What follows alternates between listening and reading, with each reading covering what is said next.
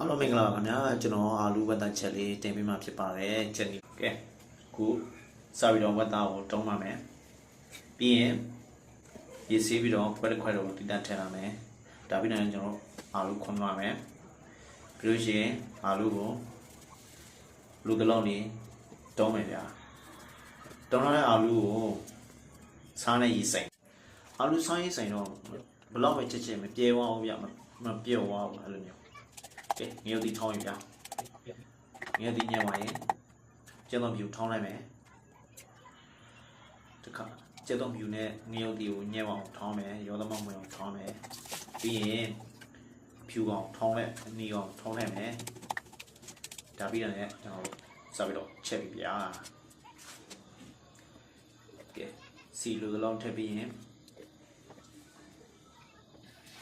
လာထည့်မယ်ဆက်လိုရတဲ့လေးပုံထည့်ထောင်းလိုက်ရတဲ့ပုံထည့်ရောသမမွေပြဒီလောက်ဆိုရင်ပြီးရင်ကျွန်တော်စားထည့်မယ်ဟင်းချုံမုံထည့်မယ်ပြီးရင်ထပ်မွေတယ်ဗျာပြီးတော့လည်းခမင်းမဆလာလေးထည့်ပြပြီဒီလောက်ဆိုဝတ်တာထည့်အေးဝတ်တာထည့်မွေတော့မွေပြီးတော့ကျွန်တော်တို့က9မိနစ်လောက်ဖုံးထားမယ်โอเคရတော့ပြီနေတဲ့ခါပြန်ဝင်ပြီးတော့ခါပြန်ပြီးတော့ဖုံးထားလိုက်အောင်တိတ်ပြီးတော့ဝတ်တာတိတ်ကြက်တော့ဒီအော်ရဒီလောက်ဆိုရင်တော့အားလုံးထည့်လို့ရမယ်